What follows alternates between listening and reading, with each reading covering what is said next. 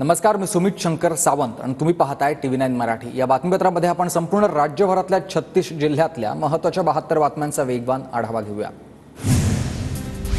भंडाराच्या जिल्हा परिषद अध्यक्षपदी कविता उईके तर उपाध्यक्षपदी एकनाथ फेंडर यांची वर्णी लागली आहे। भंडारा जिल्हा परिषदेच्या अध्यक्ष आणि उपाध्यक्ष पदांसाठी निवडणूक संपन्न झाली। सोलापूरमध्ये राष्ट्रवादी शरद पवार गटाला मोठा धक्का। शरद पवार गटाचे रमेश बारसकर शिवसेना शिंदे गटाच्या वाटेवर आहेत आणि उपमुख्यमंत्री शिंदेंच्या उपस्थितीमध्ये 2 दिवसात पक्षप्रवेश होण्याची शक्यता आहे। मनोज जरांगेंच्या आमरण उपोषणाचा आजचा 3रा दिवस। जरांगेंची प्रकृती खालावली आहे। वैद्यकीय पथकाकडून जरांगेंची तपासणी। मराठा आरक्षणाच्या मागणीवर जरांगे ठाम आहे। अमरावतीत 1 आणि 2 तारखेला ओबीसी महासंघाची चिंतन बैठक। जरांगेंच्या उपोषणामुळे राष्ट्रीय ओबीसी महासंघ सतर्क। ओबीसी महासंघ आंदोलनाची दिशा ठरवणार आहे। नगर परिषद निवडणूक स्वबळावर लढण्याची आमची इच्छा आहे। भाजपचे गोंदियाचे जिल्हाध्यक्ष येशूलाल उपरेडे यांची प्रतिक्रिया। वाशिम जिल्ह्यामधील 123 ग्रामपंचायत जागा रिक्त। 95 ग्रामपंचायतीसाठी पोटनिवडणुका होणार आहेत। 113 सदस्य पद आणि 10 थेट सरपंच पदांचा समावेश।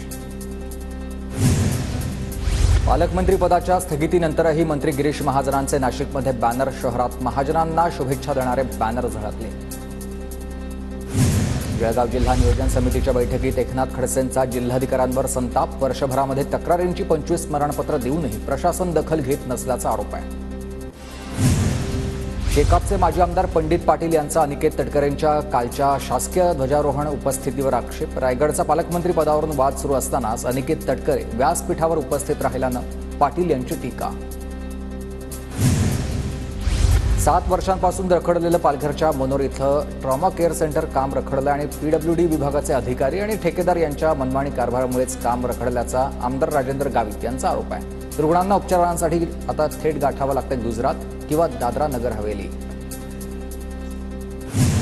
गडचिरोली ते वडसा रेल्वे मार्ग दिरंगाईनं सुरू असल्याचा आरोप आहे। माजी खासदार अशोक नेतेंसह भाजपच्या नेत्यांनी कामाचा आढावा घेतलाय। मुख्यमंत्र्यांना कामाची माहिती दिली जाईल।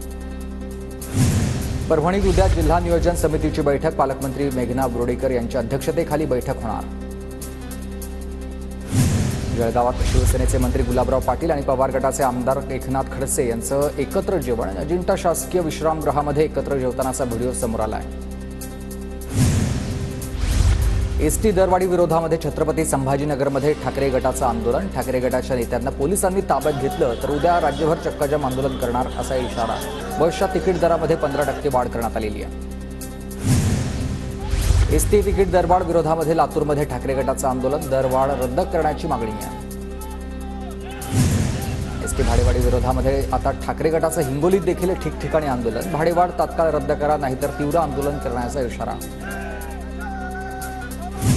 सांगलीतील मिरज मध्यवर्ती बस स्थानक परिसरामध्ये ठाकरे गटाचा रास्ता रोको। एसटी भाडेवाढ निर्णय तात्काळ रद्द करा अन्यथा तीव्र आंदोलन करणार असा इशारा।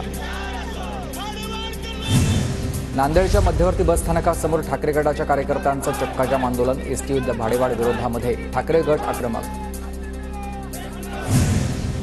बीडमधील पाटोद्यामध्ये दारूबंदीसाठी महिला ग्रामस्थ आक्रमक। बनसूर गाव आणि परिसरामधील अवैध दारू विक्री बंद करावी या मागणीसाठी पाटोदा पोलीस ठाण्यामध्ये ठिय्या।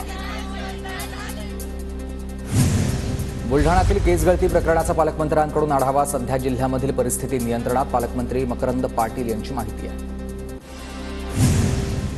संतोष देशमुख हत्या प्रकरणामधील आरोपी सुदर्शन घुलेला एसआयटी कोठडी। आरोपीला 31 जानेवारीपर्यंत एसआयटीची कोठडी।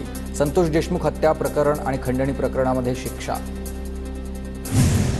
संतोष देशमुख हत्या प्रकरणी कराड तालुक्यामधील सरपंचांचा जनाक्रोश मोर्चा। तहसील कार्यालयासमोर ठिय्या। दंडाला काळ्या पट्ट्या बांधून निषेध व्यक्त। पालघरमधील शिंदे गटाच्या अशोक धुळी यांच्या अपहरण प्रकरणामध्ये पोलीस चौकशीला वेग। डहाणू आणि तलासरीच्या रस्त्यांवरील सीसीटीव्ही आता पोलिसांच्या ताब्यात आहेत। संशयितांचा देखील शोध सध्या सुरू झालाय।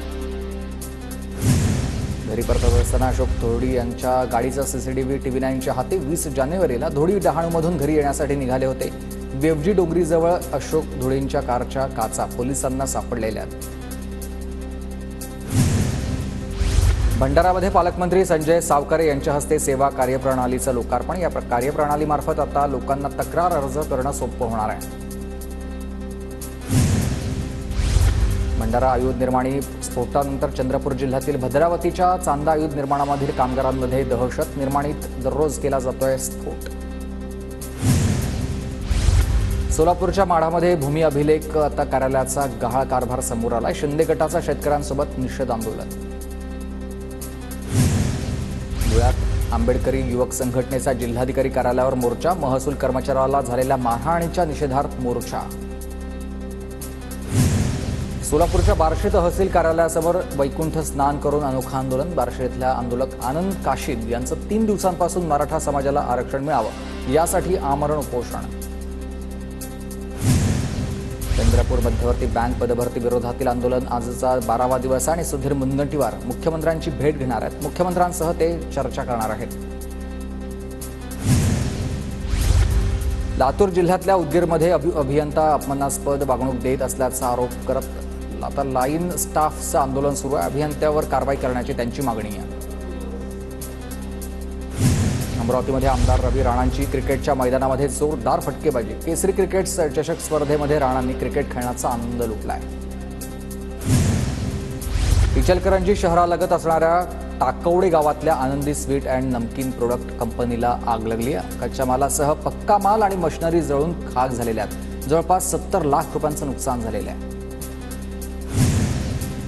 पत्नीसोबत रिक्षामध्ये प्रवास करणाऱ्या तरुणाची उड्डाणपुलावरून उडी घेत आत्महत्या। नाशिकमधील तपोवन परिसरातली कन्नमवार या पुलावरील ही घटना आहे। पत्नीसोबत झालेल्या वादामधून पतीनं ही टोकाची भूमिका घेतली। शिवशाही व्यापारी संघटनेचा आरटीओवर गंभीर आरोप। आरटीओ विभागाचे ओव्हरलोड वाहतूक करणाऱ्या वाहन चालकांशी मालकांशी लागेबंध असल्याचा आरोप होतोय। पनवेल पेण आरटीओ विभागाच्या चौकशीची मागणी होत्या। कारवाई न झाल्यास 1 तारखेपासून आमरण उपोषण करण्याचा इशारा। सांगलीच्या पुणे बंगळुरू राष्ट्रीय महामार्गावर तांदुळवाडी इथं एसटी बस पुलावरून खाली कोसळली आहे। 35 प्रवासी जखमी आहेत। इस्लामपूरमधल्या खासगी रुग्णालयात उपचार सध्या सुरू झालेत।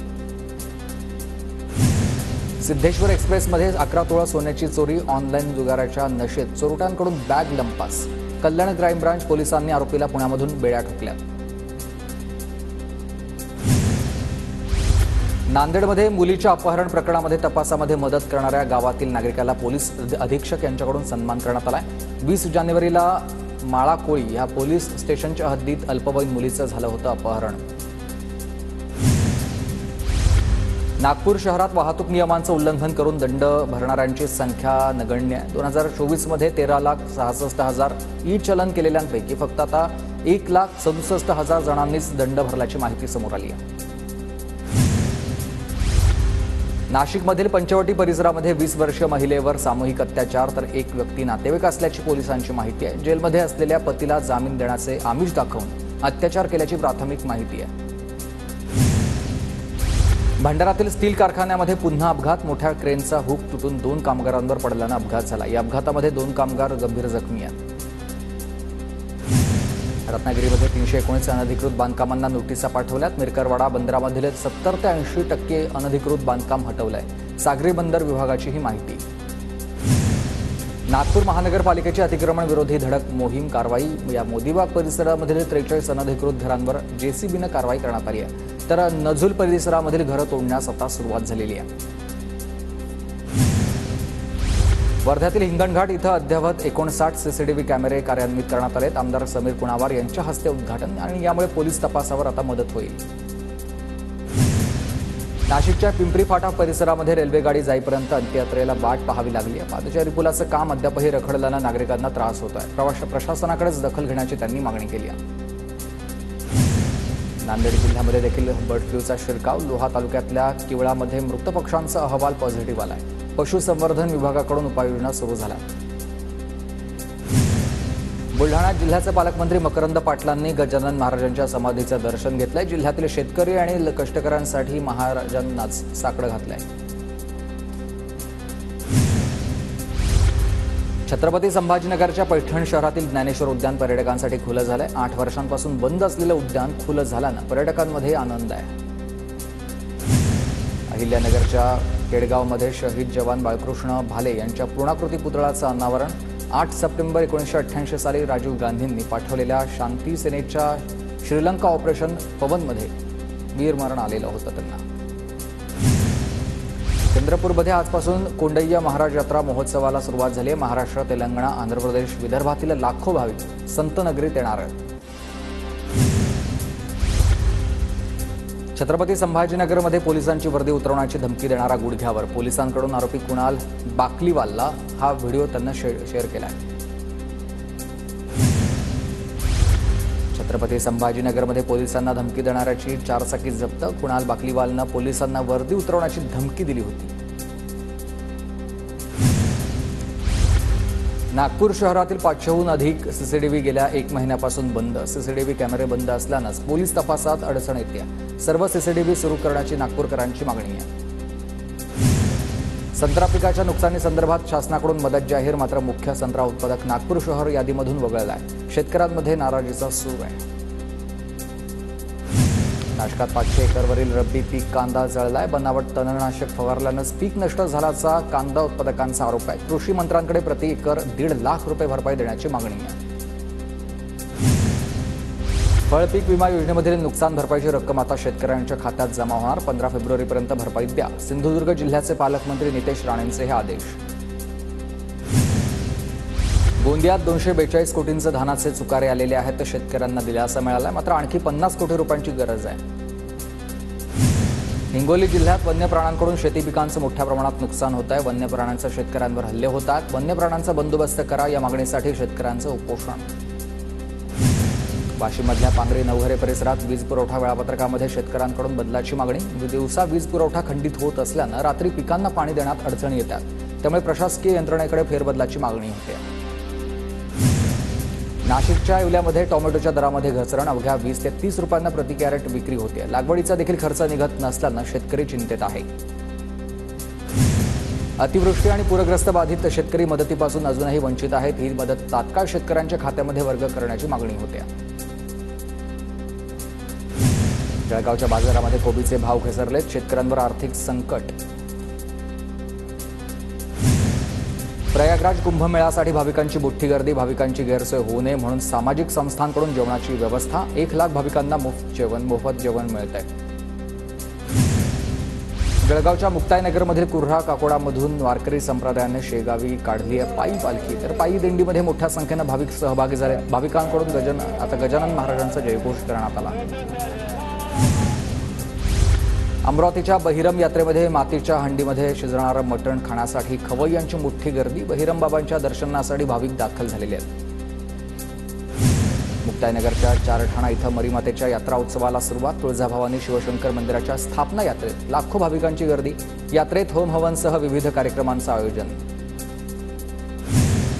गडचिरोली गोंडवाना विद्यापीठामध्ये होणार क्रांतीवीर बिरसा मुंडा अध्ययन केंद्र। गोंडवाना विद्यापीठाचे सिनेट सदस्य डॉक्टर संजय गोरे यांच्या प्रस्तावाला मान्यता।